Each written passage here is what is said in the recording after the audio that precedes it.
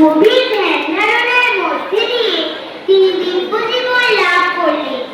আর সেই অনুভূতিকে জাগিয়ে তুলতে একের পর এক বই লিখতে শুরু করলেন। পরপর অনেকগুলি বই প্রকাশ হবার পর জনগণের কাছে তিনি হয়ে উঠলেন ঋষি অরবিন্দ।